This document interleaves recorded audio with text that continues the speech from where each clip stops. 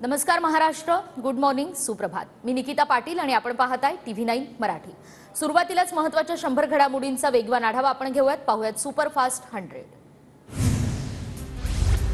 विजय शिवतारे दौरा अर्धवट सोडून पुण्यामध्ये परतले. अचानक तब्येत बिघडल्याने पुण्यातील रुबी हॉलमध्ये उपचारासाठी दाखल. दीपक केसरकर आणि खासदार राहुल शेवाळे यांनी पुण्यातील रुबी हॉल क्लिनिकमध्ये घेतली विजय शिवतारेंची भेट. शिवतारेंची प्रकृती ठीक नसल्याची केसरकरांची माहिती, तर राजकीय चर्चा झाली नसल्याची ही केसरकरांची प्रतिक्रिया. मात्र शिवतारे अपक्ष निवडणूक लढवण्यावर ठाम असल्याची ही सूत्रांची माहिती. लोकसभा निवडणुकीच्या तारखांची आज घोषणा. निवडणूक आयोग दुपारी 3 वाजता वेळापत्रक जाहीर करणार. निवडणुकीच्या घोषणेनंतर देशभरात आचारसंहिता लागू होणार. देशभरात 6 ते 7 टप्प्यात लोकसभा निवडणूक होण्याची शक्यता, तर महाराष्ट्रात 3 ते 4 टप्प्यात निवडणूक होण्याचा अंदाज. राजकीय पक्षांना प्रचारासाठी एकच महिना वेळ मिळणार. 18 एप्रिलला पहिला टप्पा, तर मेच्या शेवटच्या आठवड्यात निकाल जाहीर होण्याची शक्यता.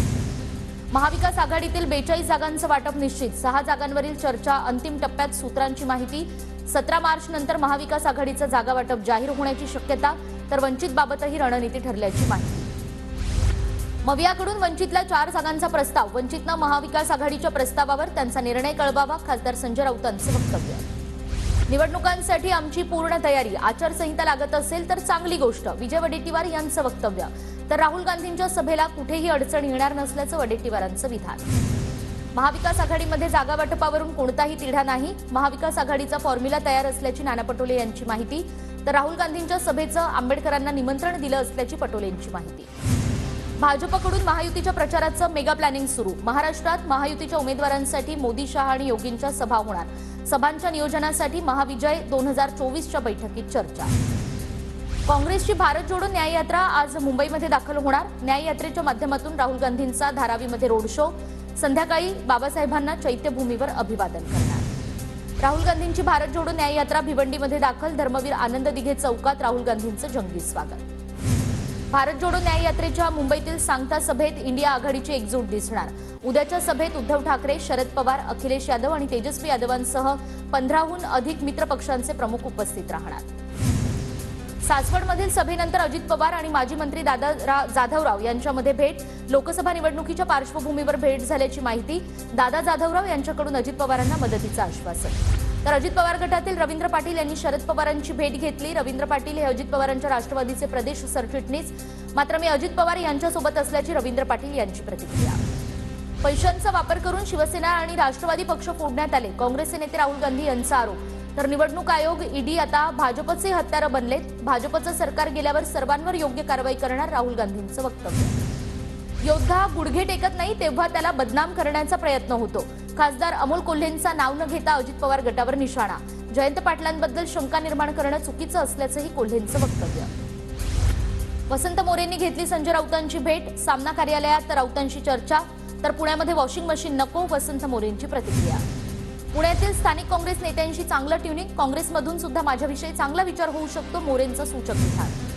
उमेदवारी कुणाला द्यायची याचा निर्णय पक्ष घेईल. पक्ष सांगेल त्याचा प्रचार करणार. मोरेंच्या संभाव्य उमेदवारीवर काँग्रेस आमदार रवींद्र धंगेकर यांची प्रतिक्रिया. नागपूरच्या रामटेक लोकसभा मतदारसंघात ठाकरे गटाचा प्रचार सुरू. महाविकास आघाडीचं जागा वाटप झालेलं नसताना त्याआधीच प्रचार, तर रामटेकवर काँग्रेसचाही दावा असल्यानं ठाकरे गट आणि काँग्रेसमध्ये रस्सीखेच. गडचिरोली लोकसभा मतदारसंघासाठी भाजपकडून डॉक्टर देवराव होळी यांचं नाव चर्चेत. भाजपच्या वरिष्ठांसोबत चर्चा करून लोकसभा निवडणूक लढण्याची देवराव होळी यांची इच्छा. तरुण मतदारांसाठी महायुतीतील तिन्ही पक्षातील युवा संघटनेला एकत्रित काम करण्याचे आदेश. शिंदे गटाचे युवासेना सचिव दीपेश म्हात्रे यांची माहिती. परभणीमध्ये लोकसभेच्या अनुषंगानं महाविकास आघाडीचे मेळाव्यातून शक्तीप्रदर्शन. ठाकरे गट, काँग्रेस आणि राष्ट्रवादीचे नेते पदाधिकारी मेळाव्याला उपस्थित. महायुतीकडून परभणीत कार्यकर्ता मेळावा. लोकसभेचे प्रबळ दावेदार भाजप नेते रामप्रसाद बोर्डीकर आणि अजित पवारांच्या राष्ट्रवादीचे राजेश विटेकर यांची उपस्थिती. मेळाव्यात कार्यकर्त्यांना मार्गदर्शन. परभणीच्या गंगाखेडमध्ये राष्ट्रीय समाज पक्षात मेगा भरती. 46 गावचे सरपंच, उपसरपंच यांचा आमदार गुट्टेंच्या उपस्थितीमध्ये रासपमध्ये प्रवेश. परभणी आणि माढ्यातून मी उमेदवारी अर्ज भरणार. माढ्यातून निवडणूक लढण्याबाबत पवारांकडून विचारणा, महादेव जानकरांचं वक्तव्य. तर शरद पवारांच्या भेटीबाबत दावा फेटाळला. सह्याद्री अतिथीगृह या ठिकाणी आज राज्य मंत्रिमंडळाची बैठक. लोकसभा निवडणुकीची आचारसंहिता लागण्यापूर्वी राज्य मंत्रिमंडळाची बैठक पार पडणार. अनेक निर्णय होण्याची शक्यता. आजपासून विदर्भातील विविध जिल्ह्यातील पुढील 3 दिवस येलो अलर्ट. मेघगर्जना आणि विजांच्या कडकडाटासह हलक्या ते मध्यम पावसाचा पुणे हवामान विभागाचा अंदाज. विदर्भ वगळता राज्याच्या अन्य भागात कोरडं हवामान राहण्याचा अंदाज। उद्या मध्य रेल्वे आणि हार्बर मार्गावर मेगा ब्लॉक, माटुंगा ते मुलुंड दरम्यान अप आणि डाऊन जलद मार्गावर सकाळी 11 ते दुपारी 4 वाजेपर्यंत मेगा ब्लॉक, हार्बरच्या कुर्ला ते वाशी दरम्यान अप आणि डाऊन मार्गावर सकाळी 11 ते दुपारी 4 वाजेपर्यंत ब्लॉक असणार, तर पश्चिम रेल्वे मार्गावर कोणताही ब्लॉक नाही। मुख्यमंत्री एकनाथ शिंदेंच्या उपस्थितीत मुंबईमध्ये स्वच्छता मोहीम कार्यक्रम, कांदिवलीमध्ये हे अभियान। तर रश्मी ठाकरे आज मीरा भाईंदर दौऱ्यावर, सायंकाळी 5 वाजता महिला मेळावा। अमरावतीत आज आमदार रवी राणा यांच्या युवा स्वाभिमान पक्षाचा कार्यकर्ता मेळावा, नवनीत राणांच्या राजकीय वाटचाली संदर्भात निर्णय होण्याची शक्यता।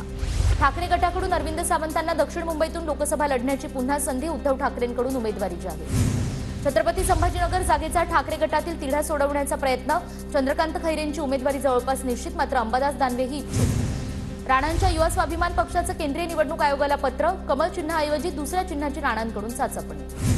नवनीत राणा अमरावतीतून भाजपच्या चिन्हावर लढण्याची शक्यता, रवी राणांनी फडणवीसांची भेट घेतली, तर नवनीत राणा कमळ चिन्हावर लढल्या तरी अपक्ष लढणार, अभिजित अडसूळ यांची भूमिका।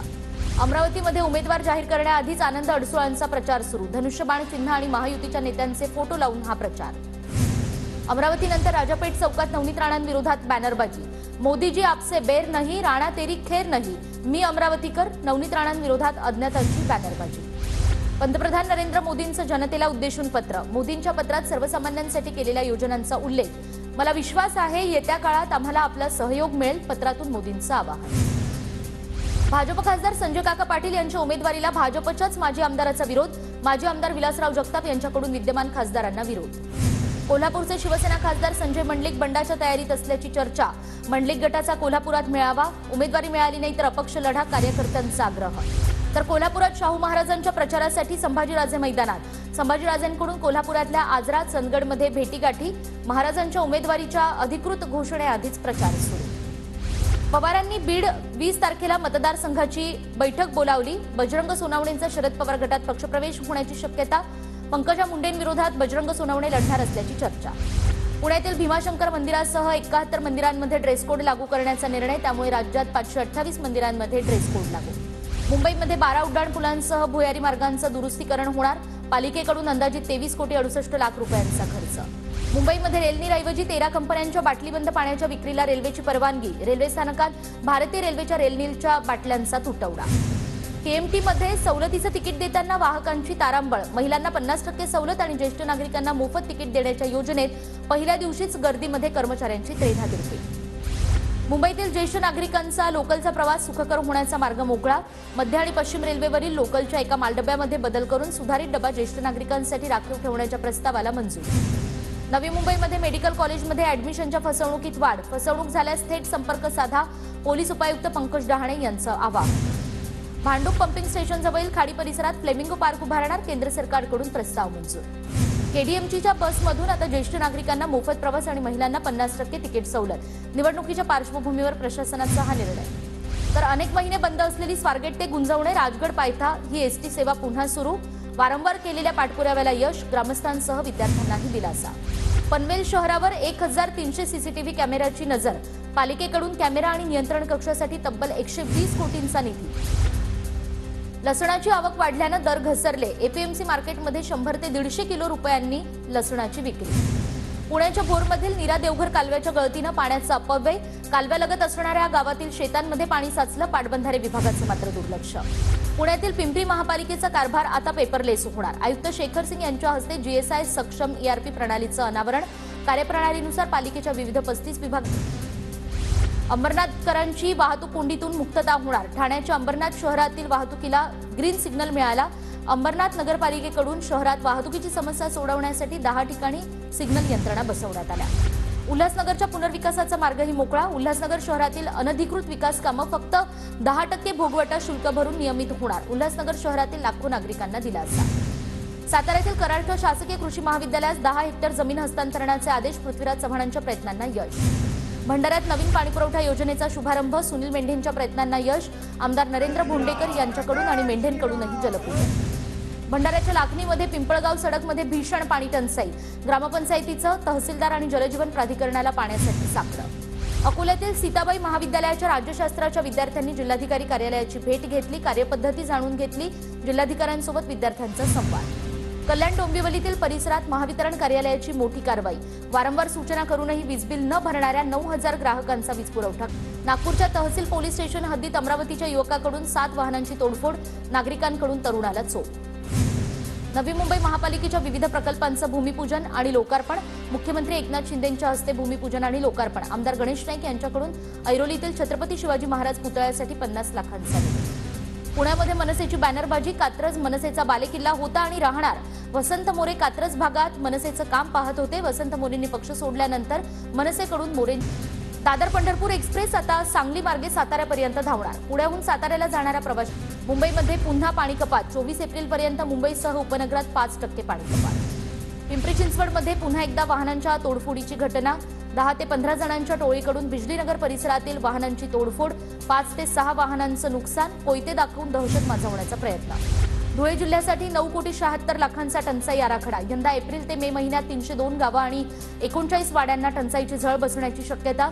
सरासरीपेक्षा कमी पाऊस झाल्यानं सद्यस्थितीत 41 गावांमध्ये विहिरी अधिकृत करण्यात आल्या।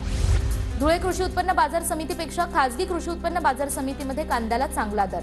हजारो क्विंटल कांदा विक्रीसाठी दाखल आणि दररोज साधारण 25 ते 30 ट्रॅक्टर कांद्याची आवक। धुळ्यातील पोलीस प्रशिक्षण केंद्रातील जवळपास 120 प्रशिक्षणार्थींना विषबाधा आणि खासदार डॉक्टर भामरेंकडून या ठिकाणी भेट घेत चौकशी। वैद्यकीय अधिकाऱ्यांना केल्या सूचना।